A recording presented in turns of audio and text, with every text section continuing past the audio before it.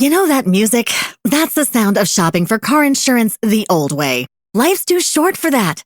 Jerry makes car insurance easier. Open the app, answer a few questions, and Jerry pulls up to 20 quotes from top insurers. Then choose and switch right in the app. No re-entering your information. No saxophone solos. And Jerry keeps checking rates for you. So you're not back on hold 6 months from now. Visit jerry.ai/Libsyn today. Welcome to Season 2 of the Sentimental Gardener podcast. I'm your host, Cass Dowding, and on this podcast, we explore the how and why people garden, plus their emotional connection to plants. This season, I get to bring you the most wonderful range of guests, like storytellers, nursery owners, authors, professional foodies, flower farmers, and some of Australia's most extraordinary garden designers. I can't wait for you to meet them all. But first, my guest today is someone who builds worlds for movies. But really, she builds the atmosphere that holds feeling. Fiona Crombie is an Australian production designer who trained at the National Institute of Dramatic Arts and Theatre before moving into film, which probably explains why her sets feel less like backdrops and more like silent actors. Her BAFTA-winning work spans movies like The Favourite, Cruella, and The King. And right now, as Hamnet the film celebrates a Golden Globe for Best Motion Picture, Fiona and her set decorator Ellis Felton are nominated for an Academy Award for Best Production Design. Hamnet the movie, based on Maggie O'Farrell's beloved novel, is the story of William Shakespeare, his wife Agnes, and their son Hamnet. And it's the film that brought Fiona here today. I'm really excited to share this chat with you today, and I hope you enjoyed it as much as I did. Fiona, welcome to the Sentimental Gardener podcast. Thank you. Hello. Hello. With the Sentimental Gardener podcast, we always start with the same question each time.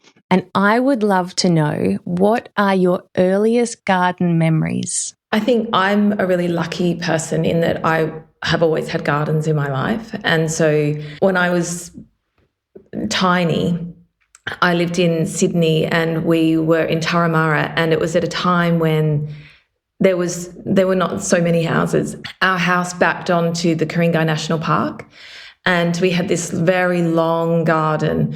And I remember standing at the very back, there was just a rock face where you could just look down into the bush. And I remember that. And then, of course, it became houses, and eventually, they just did development there. But when I was really little, we would just go, we had a swing set in the backyard and lots and lots of grass, and you'd just be in the back and then just keep going into the bush and like hanging out in caves. And that was our backyard, actually. But really the one that I was going to mention was, I think, because in my life we moved quite a lot when I was a child, but the kind of constants in my life were actually, it was my grandmother's house in Brisbane, in Ascot, and we also had a beach house in Mooloolaba, and those two houses, actually the houses that I had a longer association with, because they were just always there. Mm-hmm. And my grandmother had an amazing garden that was, she really cared for herself. I know that she had help where she got older, but she had these incredibly established roses and a grass tennis court. And it was something that because her house was built next to her parents' house, because my grandfather died in the Second World War. So they built her a house because she had my father, who was a baby, next to their house. And so I don't even know how old these roses would have been. Like, they probably were her parents' roses. Wow. And they were just, I think they really made a lasting impact. And I would hear my grandmother, like her footsteps at like 6 a.m., with the squawk of the Brisbane birds. And she'd be out, tinkering and like doing things in the garden and, at the crack of dawn. And I think that those memories of like knowing that she was in her garden when I, at the beginning of every day was just lovely. Oh, that's beautiful. Do you remember what colour roses she grew? She had a variety, but her favourite was golden bunny. Oh. And my mother and father, like at their house, they've got golden bunny, and they've got tons of like beautiful roses at their house as well. That my father's died, but my mother, keeps the roses going. I'm completely intoxicated by roses. I think roses are, like really big roses are just amazing. Yeah.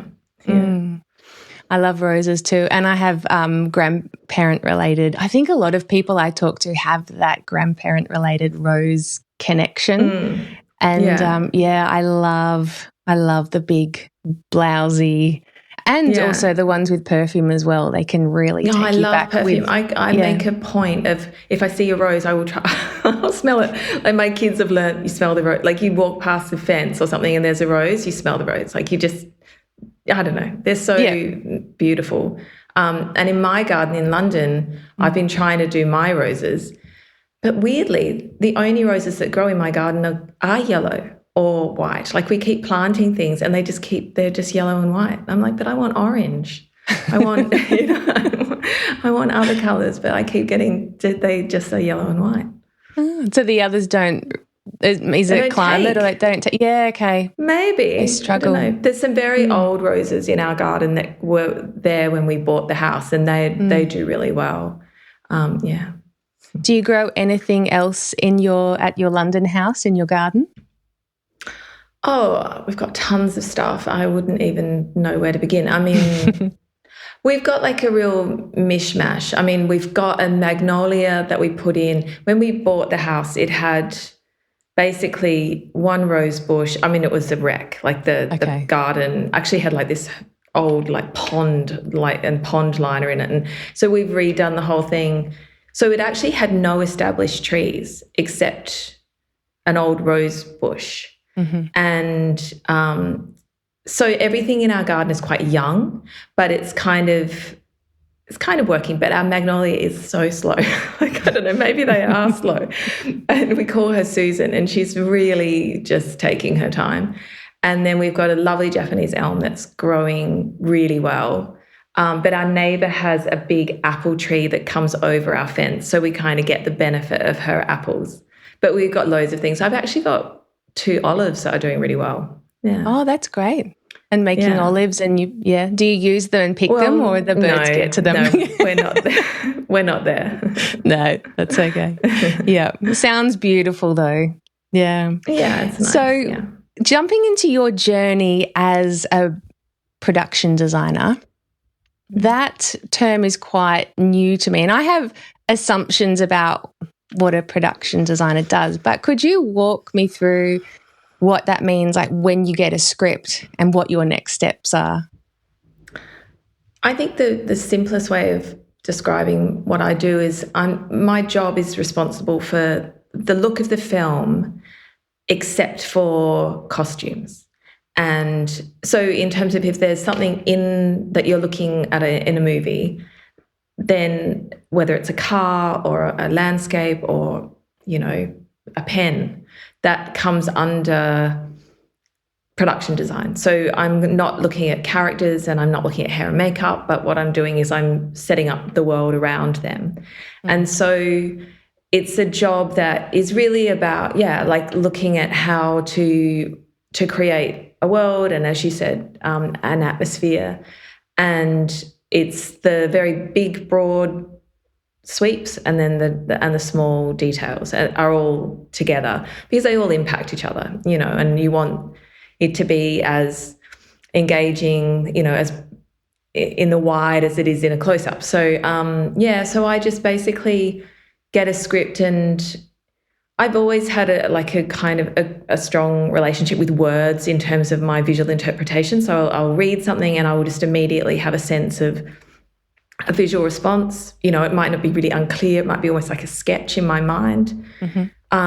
And then I'll start developing that and talking to the director and understanding where they're coming from. And they're all different. So sometimes they are quite prescriptive, and other times they're waiting for me to come up and offer something. And so you're sort of working through, a lot of my job is relationships as well, so like working with people.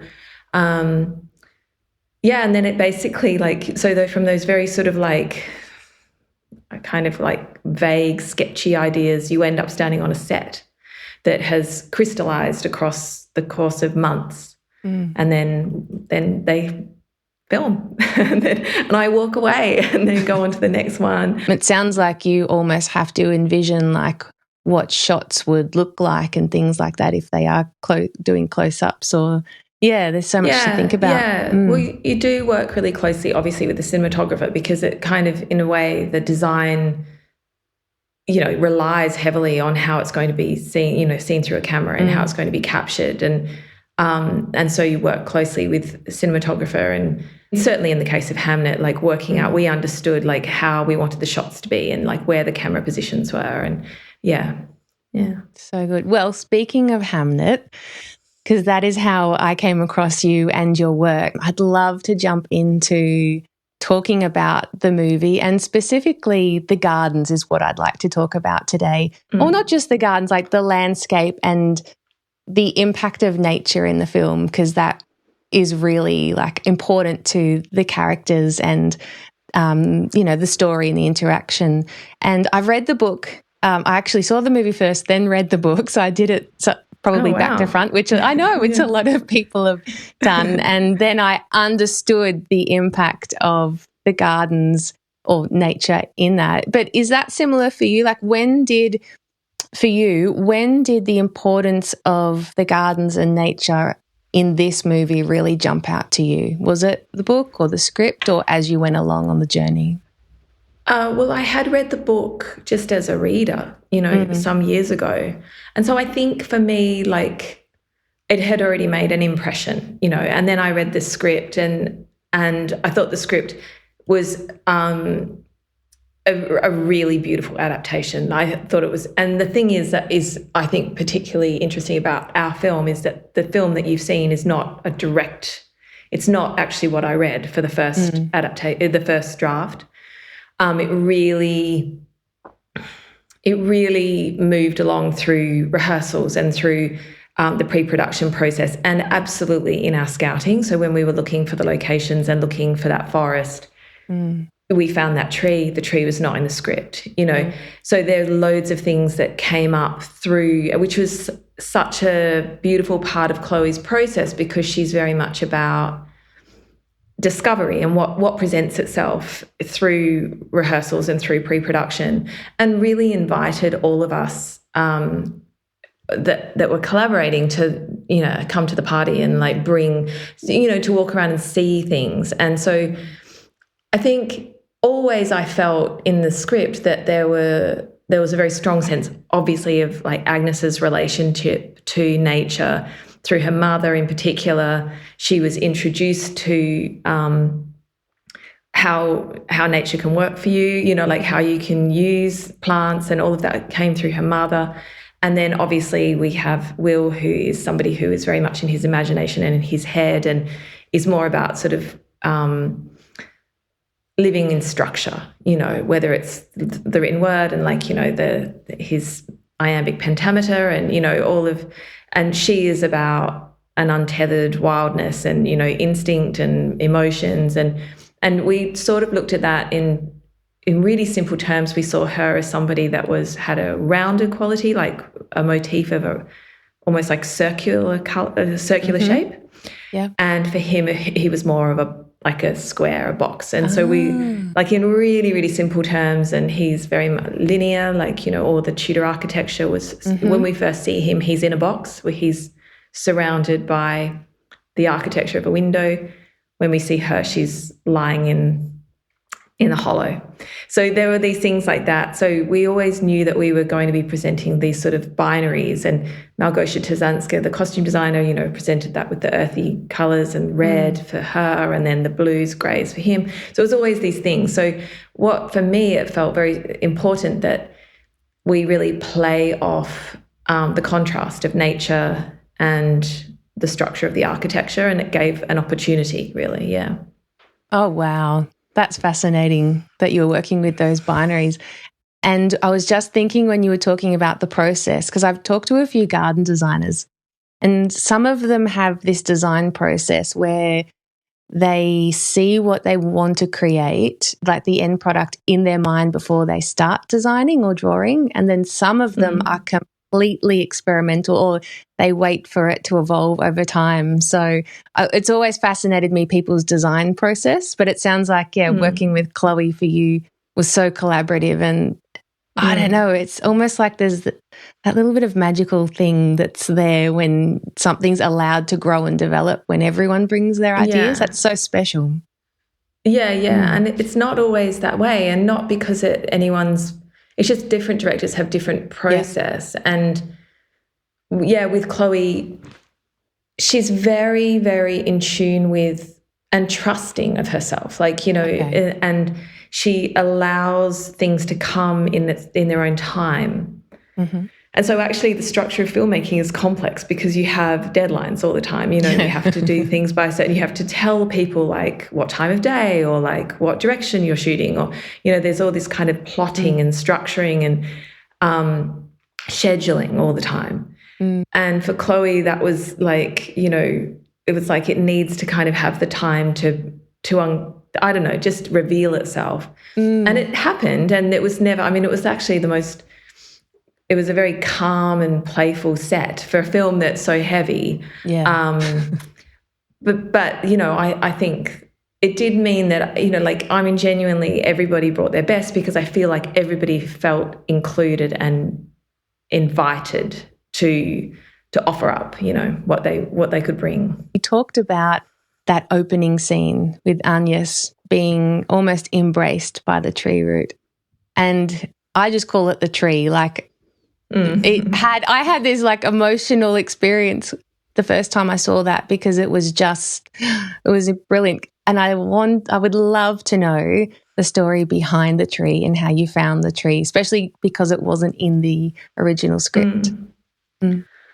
Yeah, we went scouting looking for forest, and this forest is the place called Lydney Park Estate, and I think it's technically in Wales, but it's right on the border, and it's a private estate. And we went looking around, and my memory, and I might be wrong, but my memory was that it was the second visit. So the first visit we sort of ambled around, and when you're starting a film, I hadn't met Chloe in person until we went to that forest. And oh wow, I met Lukasz Zal, the cinematographer, on the drive there. So you're sort of like getting to know each other, and then all of a sudden you're in a forest and you're sort of, I don't know, like it's a bit like, I don't know, some kind of weird speed dating situation. Like you're getting to know each other really fast. You're about to embark on this relationship and this journey.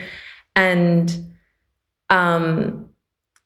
so we sort of wandered around the forest and we were looking for things. And I remember, and I don't know who said this, Chloe says I did it, but I can't remember. I thought it came from her, which was to walk around and say, where would I give birth? Like, let's think like in a really logical way. Like if you were in the forest, where would you go? Like, and we were all kind of gravitating towards these protected places, like nestled in rocks, or like looking for like little spots where you could feel like you had some degree of protection. And that was the first trip. And then the second trip we found the tree, and the tree had the hollow, but we created the roots. So we ended up doing quite a lot of what we call greens work, bringing in additional roots and sort of sculpting the shape of those roots. But the hollow and that hole, that's there. And we were, I don't know, it just, like I say, it presented itself to be in the film. And then, of course, the process of making the film, we then went through this whole, you've read the book, that when Hamnet is in the liminal space, he's actually in snow. But for us, we couldn't reconcile that in our world. It felt really like, oh, but why would he suddenly be in snow? That's something we haven't seen in our film. And so we sort of like, I've sort of referred to it as almost like excavating through the process, like working through, getting closer and closer. And it became he needs to be in the forest. No, he needs to be in the theatre, which is the forest. So all these things uncovered, and then the black hole of the forest needs to be in the backdrop. So it sort of all kind of just accumulated to make sense for us. So and then always with the process of shooting, there would be rehearsals, and Jessie and Paul were doing a lot of work with dream work and working through their impulses and instincts with their characters. And so we didn't necessarily know where Jessie would land and lie, and like that opening shot, I didn't know that was going to happen. Like that just so good. Happened, Wow. When you say that you added roots and things to the tree, what material are they made out of? No, they're real roots. They're vines, actually. Some of them are like roots and vines. It was a combination. And we also added the ferns that are in the forest floor. And there's a bunch of different, some of them are actually fake because it's such a protected environment that you couldn't bring in anything that doesn't actually exist in that environment. And, we were working with like protection officers who were checking everything.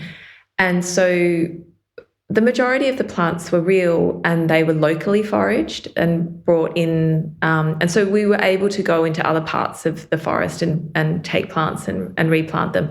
But some of them are, fake. You had to mix them in to get the volume. And then loads of leaf litter and bringing in, sort of bedding in, so it just feels like it's been there. We actually brought in a rowan tree that you don't really see, but like so basically like when there's a low angle looking up after she's had the baby, and in the background there is a like quite a substantial rowan tree that took a lot of men and a lot of heavy machinery to wedge into that, just above her. Yeah. Wow. So thinking about the created gardens in the movie, there's 3 of them.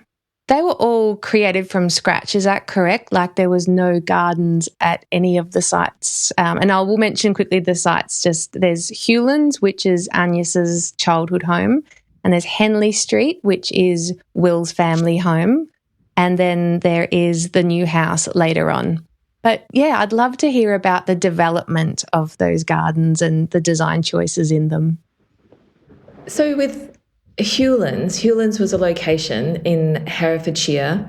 It's a farmhouse that is, I don't know, it's not a farm anymore. Actually there's some farmers nearby that I think use their paddocks, but the actual house and the grounds they hadn't been maintained. And so which gave us great license, really, because they're not sculpted in any way, or like, I don't know, there was a rambling sort of natural quality that we could then play with. We did the orchard. So there were a couple of apple trees we brought in. I can't remember, it was like 6 or 7 established apple trees and planted them in the grounds.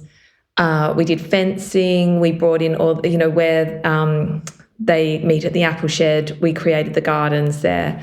And when you have a location like that, it gives you something to react to and respond to. So there were sort of natural places that felt like this is where this would be.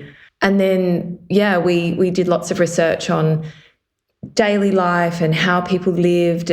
But crucially, it was about this being functional. These are functional gardens. They're not decorative.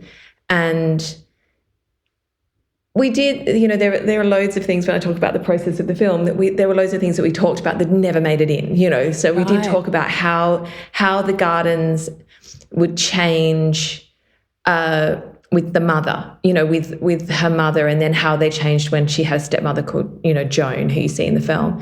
And I remember there was a moment that I thought was really beautiful that didn't end up making in the film. In fact, we didn't shoot it, so it got cut before, where the mother, whose name was Rowan, was going to plant a path of ferns leading to the forest. So it was like she was bringing the forest to the farm, but in the interest of screen time, that didn't make it. But as I say, the thing that was really enjoyable and I'm really proud of with the film is I think all the gardens have a sense of authenticity. They feel very natural. They feel very like they've been there longer than, you know, a couple of weeks.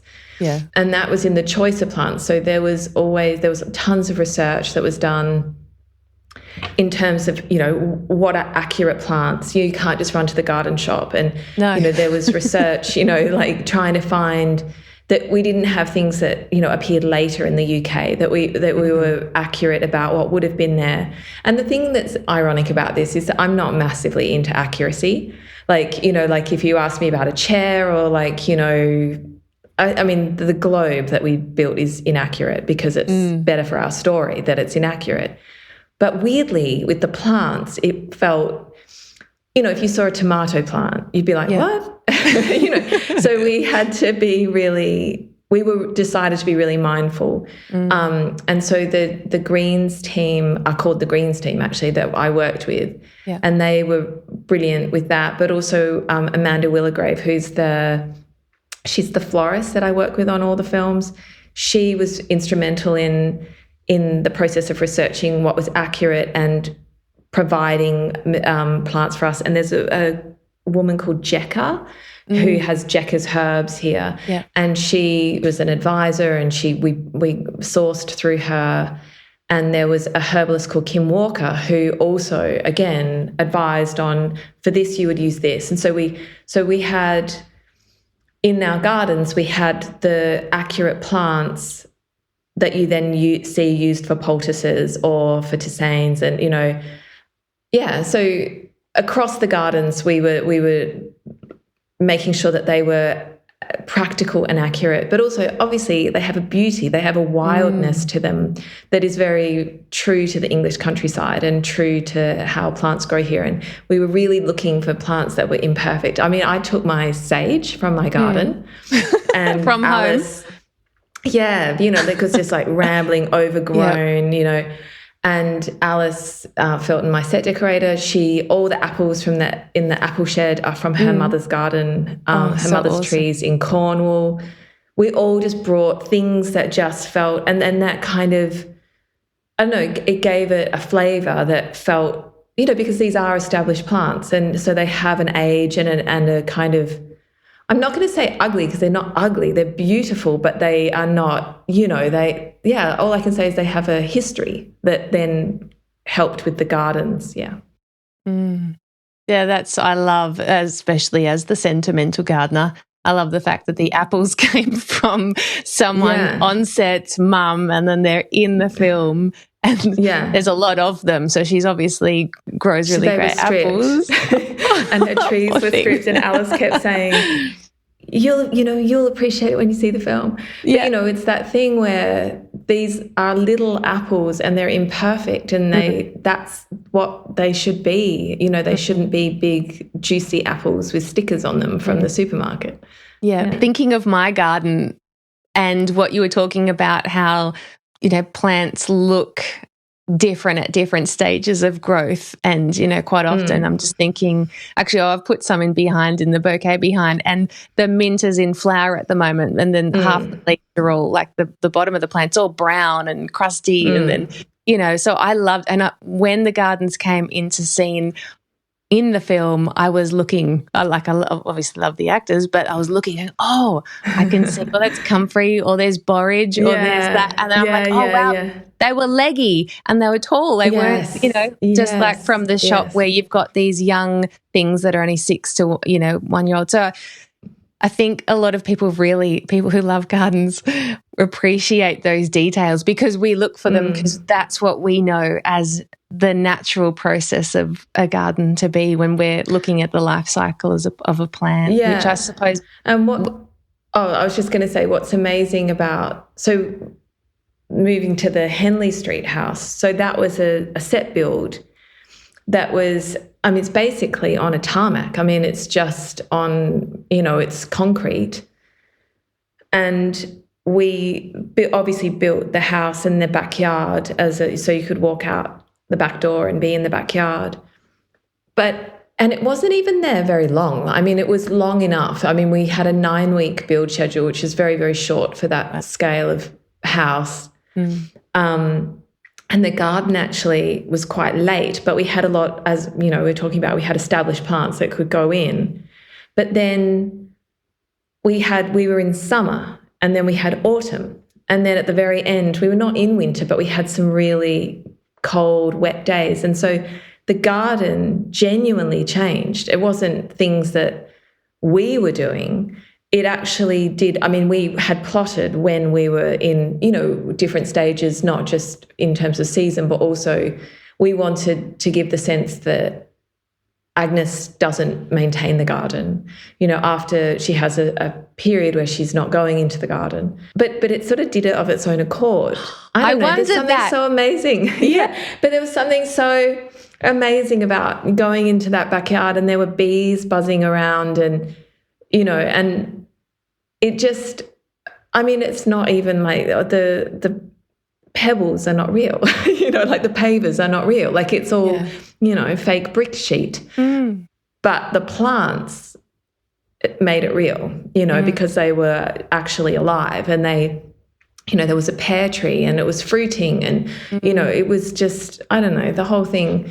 It was, I mean, I don't know actually how many gardens I've done, but these gardens were different. They were really different. They were characters, you know, in the film. Yeah, that's beautiful. And I love how you were describing before about the Knot Garden, thinking of the new house. And I had to do some research on the Knot Garden because that was a new concept to me. And it was described as quite a status symbol to have a knot garden at that time, and because it was quite rigid, lots of box hedge, and then you'd have the plants behind it. And they're recreating those type of gardens still around where William Shakespeare was. But I love that you're describing that for you, you kept that naturalistic or that wildness in the garden feeling to help complement the characters at the place. Well, I think one of my first instincts with Agnes is for such a small thing, but I remember thinking in terms of how the feeling of the house and the attic space for her, I remember thinking there would be unmade beds. You know, this is not a person who's going to live by, you know, she's got better things to do than, you know, kind of keep everything spick and span. And that extends to the gardens as well, you know. And so even though she suddenly has the best and biggest house in Stratford, and she has the ability to have her knot garden, it would still be that it's not a decorative. They're all practical plants. She's still teaching and learning about plants, and also just for her, and also visually as well, just the kind of looking across almost like a meadow that has form was something that we felt, you know, would be very good. When you go to there, like one of the first things I did when I started the film was to go visit the real houses, so to look at the Shakespeare house, and there's not much garden left at the Shakespeare house. Okay. Hewlands has grounds, but I don't know how like representative they are, you know. But the thing that does remain, because the new house has gone, the actual house, but the gardens are there. So there was we could see the scale of the gardens. We didn't really like copy them in any way, but I remember understanding the scale. Actually, the scale of the Henley Street garden, it would have been much, much bigger than we put in the film. Right. Because there was a tannery at the back, and, you know, for his leather making, and so his leather work. So actually, and they talked about there would have been a big stream just full of like rotten, like stinking, you know, it would have been pretty disgusting actually, that backyard. But the thing that was really lucky with the new house garden was the house that we used for the location was undergoing like the most enormous renovation. So the owners of the house had let the gardens go wild because they were all fenced off because there was huge work happening. So it meant that the grass was all wild and rambling, like at the front of the house, and everything was loose, and it wasn't immaculate. And then the back where we built our garden was just covered in like, I don't know, just timber and bits of mess. So there was no garden there, and they were happy with us coming in and turning that into our garden. Oh, so which good. was 3,000 plants. So 3,000 plants went in 5 days in the pouring rain. And then at the very end, on the last day, we dug them all up and everybody took them home. Yay, I love that. So everybody had armfuls of plants. Oh, and so then all of the Hamnet gardens will continue on in everyone else's garden. That's beautiful. I love that. So making gardens. Can I tell you about one more garden? Please. Garden that nobody knows about this garden is that we built a garden that was on the way from, so it's not in the film, but it was our sourcing garden. So it was between my office and the prop rooms and the set. And we would walk past and we had a perfect, historically accurate little garden that we would forage. And we would pull out what we needed for the day, so we would and if it was something for, on the table or like in a room. But it was a little foraging garden that we would just go into every day on the way to the set. Yeah. And again, that changed with seasons. So you're getting all different, like your mint, like it's, and that was the first time I've ever been able to do that. And we would be drying things from that garden and then they would appear, yeah. So with the movie, we've designed gardens from scratch. And you did share briefly that you designed the globe from scratch as well. And I've heard in interviews that Chloe says that she wanted it to feel like the inside of a tree.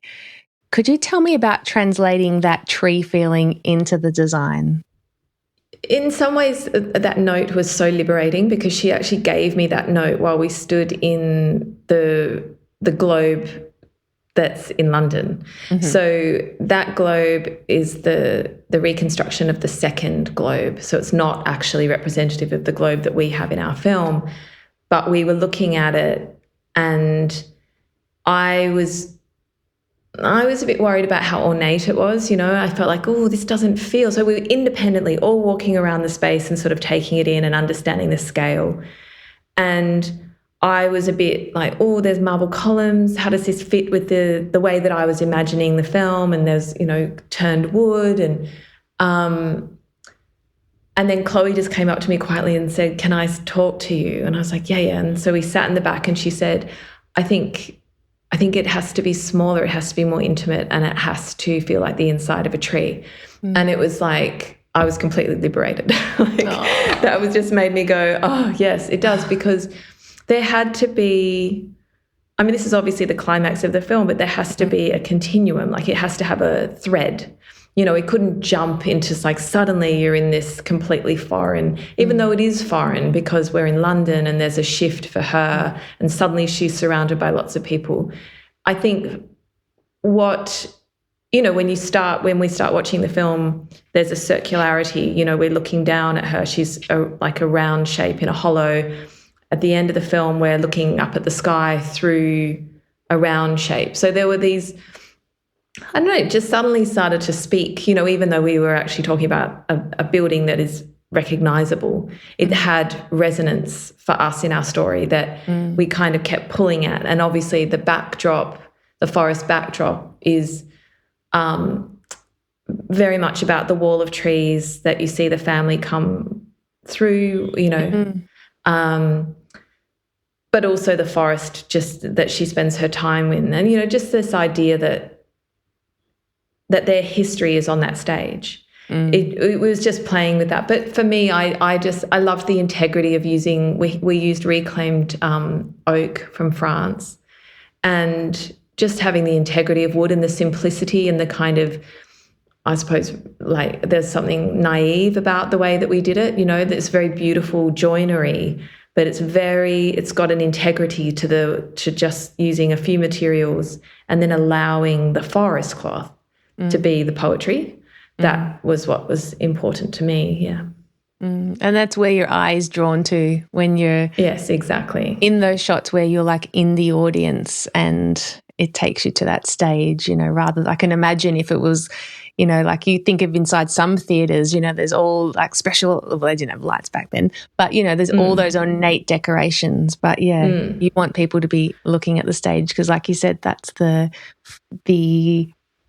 point that we're getting to, Yeah. And I think it is really also something to think, like I remember thinking, it's daylight, there are no spotlights, so actually you always see everything. So when you're behind the players on the stage, you are seeing that audience. And so there had to be something about it being, like not too many colours and not too detailed. It was just kind of almost like a canvas. So that, when you look around and you see the vivid green, those kind of really concise palette shifts the whole way through the film. And so it made sense that was, again, the same language in the theatre. Well, it's beautiful. It's a beautiful theatre that you've created. So huge congratulations to interpreting that when someone goes, I want it to feel like a tree. And it's like, you did it. It's so good. Yeah. So after living with the forests and the gardens and the herbs, and then the theatre that feels like a tree, what has stayed with you from being a part of the movie Hamnet? I think probably it's relationships. Like that for me is, there was something about the way that it really became, Chloe refers to it as a village, but it definitely, we created a community that was about that film. And so there is a connection. It's like the best version of what happens on films. And I have different communities from different films, so it's not exclusive to this, but there was a kindness and a respect and a gentleness. And I do think that's linked to, I suppose, the degree of femininity, and, working with a lot of women. But I also think it was to do with nature and the connection to nature. And, Chloe very much wanted to be in nature. She wanted to be in quiet. It didn't work that way. We wound up having to build the sets, but we made them as authentic and real and natural and integrated as we possibly could. And it worked. So I think for me, I basically have a new community out of making that film. Oh, that is so wonderful. And that is why I love exploring these topics, because plants have such a way of connecting us, like the line I say is back to ourselves and each other, but the world around us. And it's that connection to each other that is just so wonderful. And I love that that's what you got through a movie set, through plants. Like, it blows my mind. Yeah, it's so beautiful. Well, with a movie that is so connected to nature and memory as well through plants, like that really resonated with me, because I can't remember the rhyme now, but it was like using, herbs to remember. It brings me to this point in the podcast where we have our guests share 3 sentimental plants that hold some type of memory or meaning for them. So are you able to share the first plant that when you think of, it has some type of memory or meaning for you? Okay, I'm going to say wattle, just because I think it's so stunning. And because I think about things like wattle and jacaranda and, growing up in Sydney and walking to school and just the sounds and smells and colours of summer and, just Australia, I guess. Now that I live away, I'm always struck by those plants. Yeah. And also my school team, I think I was in acacia, like when I was in primary school. Oh, really? Yeah. Yeah. And little yellow T-shirts. Yeah, little yellow T-shirts. Yeah. What's your second one? I'm going to say gardenia. There's a gardenia plant in a pot outside my parents' house that is so fragrant, and I don't even know if you can get gardenias in the UK, because I love gardenia. Really? I don't know, maybe you can. I just have never, but I think, anyway, I love the scent of a gardenia. It's that perfume connection, isn't it? Like when you smell it. if you did find one where you are, you'd be like, would it probably take you straight back to your mum and dad's house. Yeah. Beautiful. And third one. Okay, I'm thinking on my feet here, but I'm going to say we always had pawpaw trees. So really? like in the beach house that my grandmother had really successful pawpaw trees. And I grew up with, pawpaws growing and just eating pawpaw. I mean, that's my favourite thing, pawpaw with lime. And then my parents have one in their McMahon's Point house. So there's a pawpaw, but that one's hard. That one gets eaten by possums. But pawpaw trees. And the grandma's house, that was in Brisbane, wasn't it? Is that what you said before? Her house was in Brisbane, but there was a beach house in Mooloolaba, Alexandra Headland. Okay. And that's where the pawpaw tree. That subtropical fruit that they can grow up there. Yeah. And us down in Victoria where we grow our stone fruit. Yes. We're like jealous of each other. Yeah. I think the first time I ever tried pawpaw was when I lived in the Northern Territory. And like you've experienced, they're just everywhere and available. And someone said, it tasted funny when I first tasted it and was like, I'm not sold on this. But someone said, put lime on it. And it was like, this is amazing. No, I basically, I think maybe like one of the first things I ever ate was pawpaw. So my whole life I've just eaten pawpaw. Yeah, I love it. So good. Well, are you ready for some quick fire questions? Okay, here we go. I know. Yeah, here we go. So, you're one of Agnes's bees. Which garden do you choose to live in? Oh, definitely Henley Street. Yeah. Okay. Yeah, I love that would be the sound of children and, life and generations and, that definitely. Yeah. Beautiful. Okay, which do you prefer, a blank slate or working with what's already there? Oh, that's a really hard question for me. I can't pick one. I probably reacting to something is always good. So having, even if it's like a stone on a footpath, it's a starting point. So probably starting, with something that's there. But then I also get greedy and want to do it all anyway. Yeah. I know. That was a tough one. Okay. If you could design a garden for yourself, so there's no brief, no audience, what would it feel and look like? It would feel like a meadow. So it would be, I'd like to look across a sea of grass and wildflowers.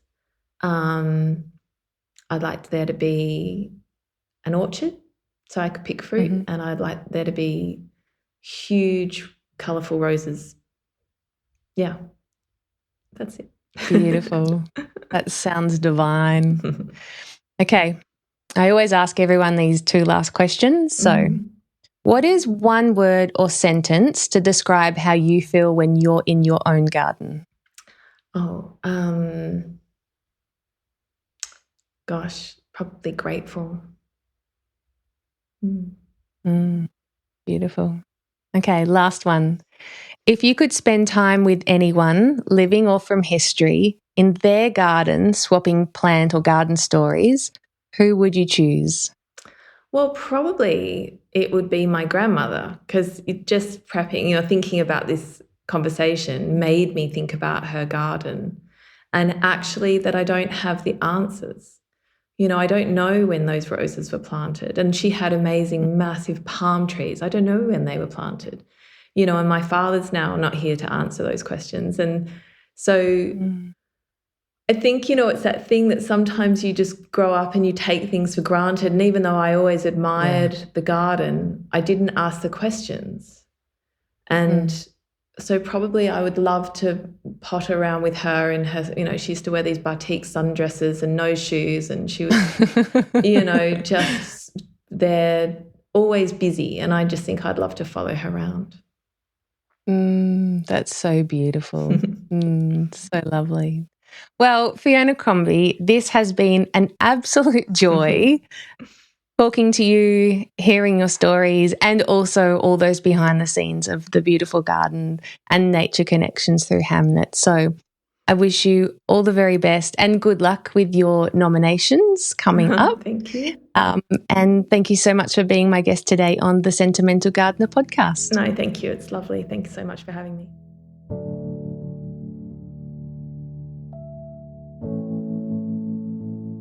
When I reflect on this conversation, I keep coming back to something Fiona said near the end, that she left the film with a whole new community. And the more I sit with that, the more it just makes sense to me. Because what they were building wasn't just a set. It was a living world. Gardens that had to be sourced and tended, a landscape shaped by the same knowing Agnes carried through the whole story. That we don't stand outside nature. We belong to it. Agnes knew this in her body, in the herbs she gathered, in the hollow of the tree. And over those months of tending that world together, the people making it became part of that world too.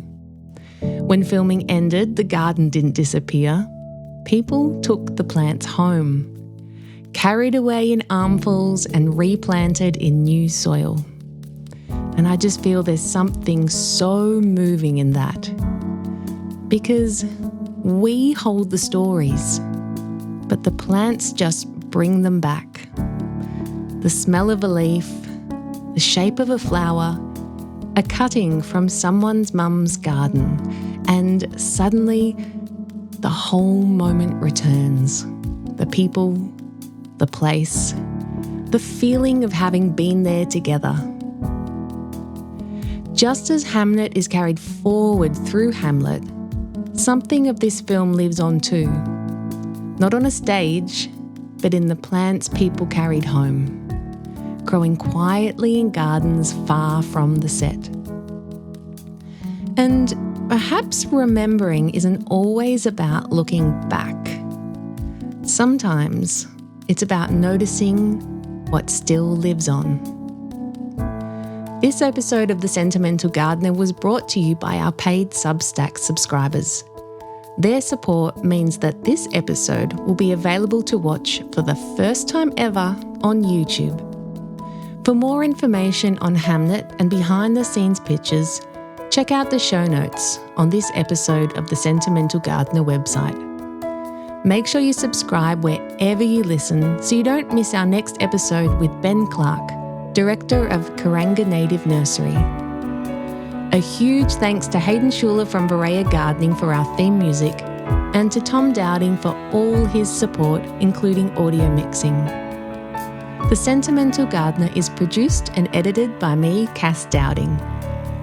This episode was recorded on the lands of the Bunurong people of the Kulin Nation. I pay my respect to their elders, past, present, and emerging. Most people overpay for car insurance, not because they're careless, but because switching feels like too much hassle. That's why there's Jerry, your proactive insurance assistant. Jerry compares rates side by side from over 50 top insurers and helps you switch with ease. Jerry even tracks market rates and alerts you when it's best to shop. No spam calls, no hidden fees. Drivers who save with Jerry could save over $1,300 a year. Switch with confidence. Download the Jerry app or visit jerry.ai/Libsyn today. That's JERRY.ai/LIBSYN.